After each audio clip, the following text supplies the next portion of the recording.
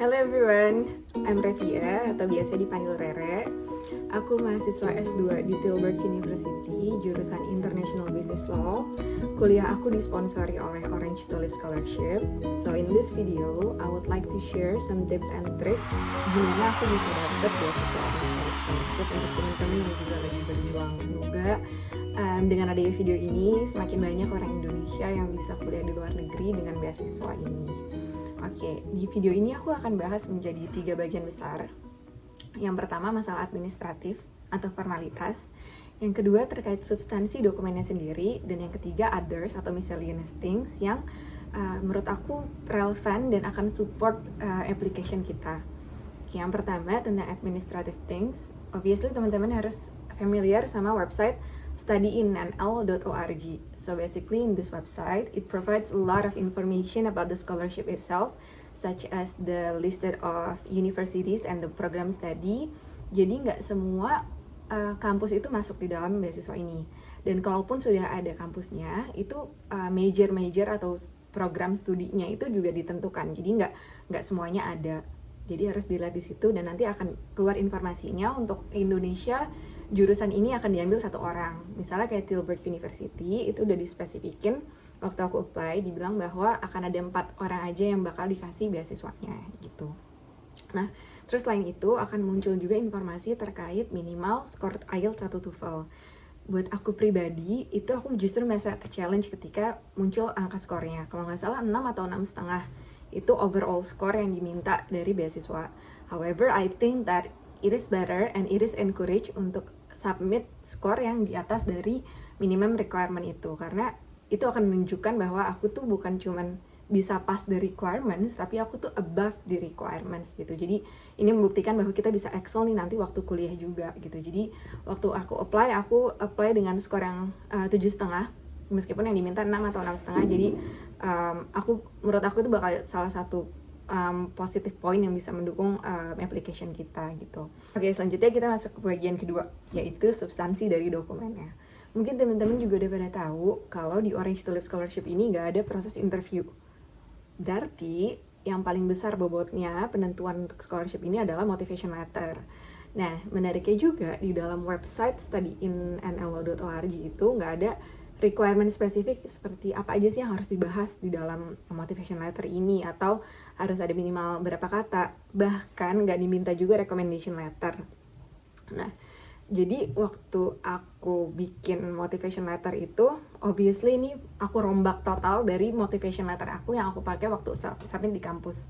Karena basically kalau yang ke kampus kan kita harus menjelaskan kenapa kita mau program studi ini, apa relevansinya dengan work experience yang kita punya. Sedangkan di beasiswa ini aku lebih getting touch to the personal life, dan kayak kenapa sih aku harus dapat banget beasiswa ini, what motivates me gitu. Kenapa sih harus, kan kalau misalnya oke, mungkin bisa biaya sendiri, tapi kenapa harus sampai dibiayain, mungkin kayak gitu. Jadinya cara berpikir dan alur cerita yang kita buat di motivation letter tuh jauh berbeda banget dengan esai yang kita pakai buat ke kampus gitu. Kalau aku boleh share sedikit, di substansi dokumennya aku tuh pertama cerita tentang background keluarga gitu. Aku tuh di-raise dengan keluarganya seperti apa sih, pendidikan yang gimana view keluarga aku dan aku personally terhadap pendidikan gitu. Nah, dari situ alur ceritanya masuklah tentang jenjang pendidikan dan karir yang aku bangun sama hidup aku. Terus kenapa ini relevan untuk ngambil program studi ini. Terus untuk bisa mencapai ini tuh harus seperti apa gitu. Harus butuh bantuan apa, yaitu dengan bantuan beasiswa ini. Itu kurang lebih yang aku ceritakan. Cuman menurut aku yang membedakan esai ini dari yang lain adalah aku inisiatif sendiri attach beberapa dokumen. Jadi at the end of the essay aku bilang for your further consideration, aku juga attach pertama CV, kedua recommendation letter both from the academic supervisor sama employer. Jadi biar dapat perspektifnya juga beda-beda gitu. Jadi ada orang yang merekomendasikan aku yang bisa melihat aku dari sisi akademis, ada juga dari segi profesional atau pekerjaan. Jadi waktu ngirim itu udah dalam satu paket, meskipun dokumen-dokumen itu nggak diminta, aku tahu, tapi aku pingin naruh aja gitu. Ini sebagai pengalaman juga.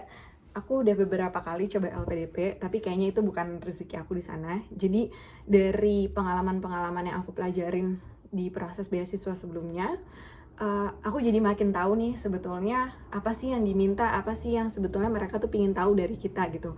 So I think that by having those documents, those supporting documents actually could really tell who really are. Kita masuk ke dalam poin yang ketiga, yaitu others atau miscellaneous things. Nah, aku waktu kirim dokumennya itu aku berusaha serapih mungkin. Jadi dalam arti gini, teman-teman pasti juga tahu kalau kita tuh lebih senang apapun tuh rapih dan enak dibaca dan compact gitu. Jadi waktu kirim, ini kan kirimnya lewat email, berbeda dengan beberapa beasiswa lain yang punya platform sendiri. Ini enggak, ini it all depends on us. Kita bikin body emailnya sendiri, kita bikin attachmentnya sendiri gitu. Jadi seperti yang aku udah bilang sebelumnya, di bagian motivation letter aku kan ada beberapa attachment. Itu aku jadiin jadi satu PDF. Dan itu di setiap attachment aku kayak pakai sekat, watermark warna biru atau apapun. Jadi waktu orang baca tuh enak gitu flow-nya. Oh gini, terus habis itu attachment 1 apa? Oke, terus ada jedanya lagi, attachment 2 apa gitu. Itu satu PDF sendiri. Nah, terus abis itu aku lampirkan juga application form yang udah ditanda tangan. Terus habis itu yang ketiga LOA dari kampus gitu. Nah, selain itu yang menurut aku juga perlu, atau aku ini sebetulnya nggak wajib ya, ini it's not compulsory things, tapi aku pribadi melihat ini kan beasiswanya cukup straightforward ya, jadi kita nggak ada interaksi sama pihak panitianya lah, atau kayak panelis yang perlu kita convince bahwa we deserve this scholarship gitu. Jadi 2 minggu setelah aku apply beasiswanya, aku inisiatif email ke koordinatornya lagi atau ke email komitenya.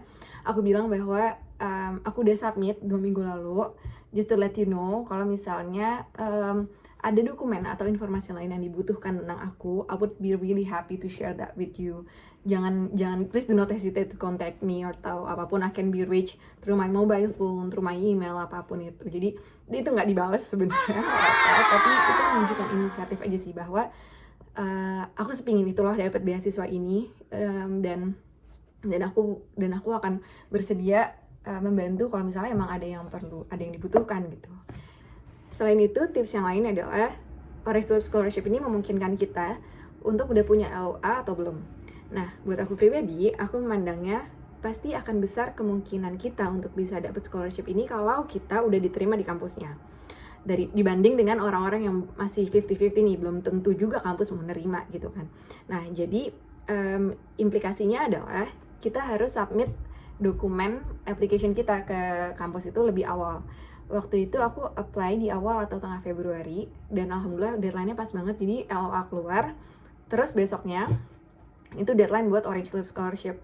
Jadi waktu di application form aku udah bisa bilang bahwa aku udah keterima kok di kampus ini gitu, dan ini IELTS aku, ini any other supporting documents. Jadi menurut aku itu lumayan bisa memperkuat our stand di dalam application kita di scholarship gitu. Jadi oke, kurang lebih itu yang mungkin bisa dibahas. Kalau misalnya emang ada yang punya pertanyaan atau mau lihat-lihat dokumen aku atau butuh diskusi, I would be very happy to help.